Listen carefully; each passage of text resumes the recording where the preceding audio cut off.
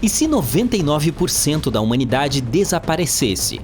Em primeiro lugar, estamos falando de uma redução maciça de pessoas, deixando apenas 80 milhões de seres humanos em todo o planeta. Mas aí, não entre em pânico ainda. Vamos ver como essa viagem selvagem se desenrolaria. Imagine cidades movimentadas transformadas em cidades fantasmas, rodovias vazias e bairros tranquilos. Seria como férias intermináveis para os que ficaram para trás. É claro que haveria alguns desafios a enfrentar, como tubulações de gás sem manutenção que causam incêndios. E aquelas instalações de armazenamento de produtos químicos e plantas industriais abandonadas poderiam gerar alguma poluição. E não vamos nos esquecer das usinas nucleares abandonadas. Os animais selvagens ficariam mais livres e o pobre gado doméstico e as ovelhas teriam dificuldades nos climas frios do norte.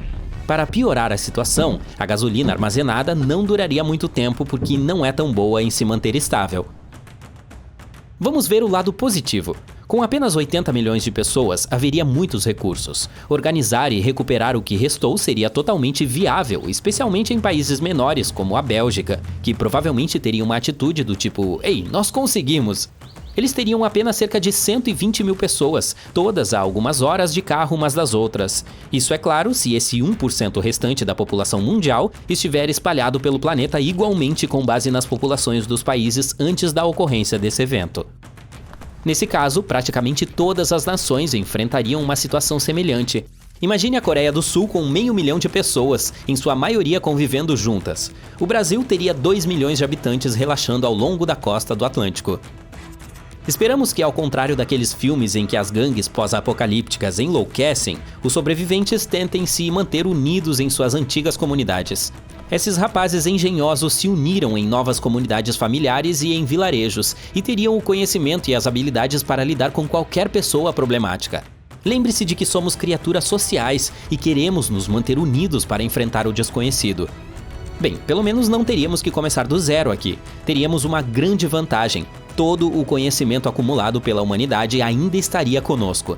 Se tivéssemos eletricidade e internet disponíveis, estaríamos bem. Então, nós nos reindustrializaríamos? Sim, teríamos ferramentas e máquinas ainda disponíveis, o que nos daria uma vantagem inicial. É claro que a energia renovável pode ser complicada no início, e talvez tenhamos que depender de combustíveis fósseis como o carvão, mas somos engenhosos e encontraremos uma maneira de fazê-la funcionar. Além disso, teríamos algumas mentes brilhantes com habilidades críticas que aceitariam o desafio. Esse tipo de coisa aconteceu na vida real. Pense nos eventos históricos de colapso. Eles tiveram consequências épicas que se estenderam por séculos. No século XIV, uma praga atingiu e tirou a vida de até metade de todos os europeus. O Oriente Médio também foi afetado, com cerca de 1/10 da população global sucumbindo à doença. Surpreendentemente, esse evento devastador teve pouco impacto negativo sobre o progresso tecnológico e econômico da Europa, e 2 séculos depois, a população acabou voltando ao que era antes. 2 outros exemplos de colapso são o de Roma e o da Idade do Bronze. Ambos derrubaram civilizações impressionantes que haviam desfrutado de avanços tecnológicos e prosperidade econômica e se engajado no comércio internacional. O colapso da Idade do Bronze ocorreu entre 1200 e 1150 a.C., levando à queda das civilizações micênica, grega e hitita e ao enfraquecimento das civilizações egípcia e assíria. Até hoje, os historiadores permanecem incertos sobre as razões exatas por trás desse colapso. Roma, que já teve mais de 1 milhão de habitantes e serviu como sede do Império Romano do Ocidente por séculos, enfrentou um declínio dramático no século V. Em poucas décadas, o império inteiro entrou em colapso.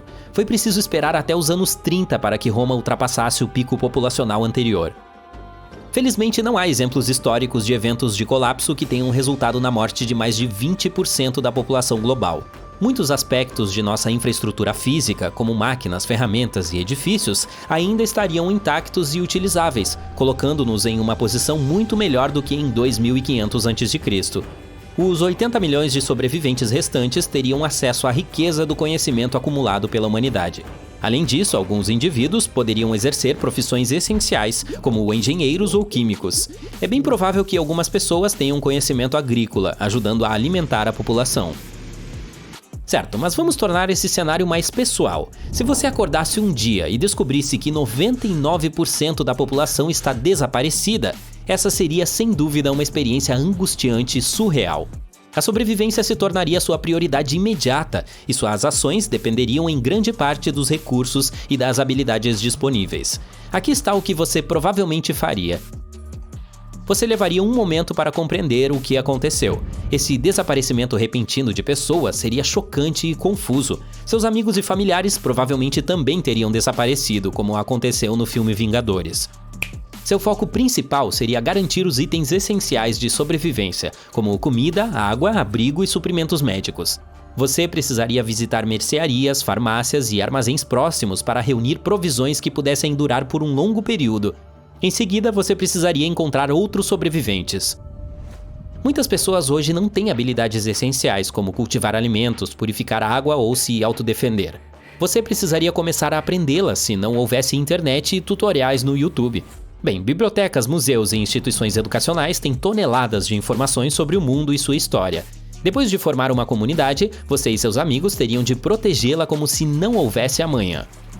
Você pode achar que não há uma comunidade nesse momento. Embora a maioria das tecnologias ainda possa funcionar inicialmente, você precisará garantir a proteção das fontes de energia. Para fazer isso, você teria que ser muito cauteloso. O mundo estaria em turbulência, portanto, você precisaria permanecer vigilante e cauteloso em relação aos possíveis perigos. Sem a devida aplicação da lei e da governança, poderia haver riscos de animais selvagens, desastres naturais ou até mesmo outros sobreviventes como potencial de hostilidade. Agora vamos explorar os melhores e os piores cenários. O desaparecimento repentino de tantas pessoas criaria um caos generalizado, levando a acidentes e danos em massa. Com a ausência de profissionais de saúde e suprimentos médicos, as doenças poderiam se espalhar, levando a crises de saúde. Os sistemas de produção e distribuição de alimentos entrariam em colapso, e a escassez de alimentos e a fome poderiam se tornar uma possibilidade real. Poderiam ocorrer saques e violência, pois pessoas desesperadas procurariam recursos e tentariam sobreviver.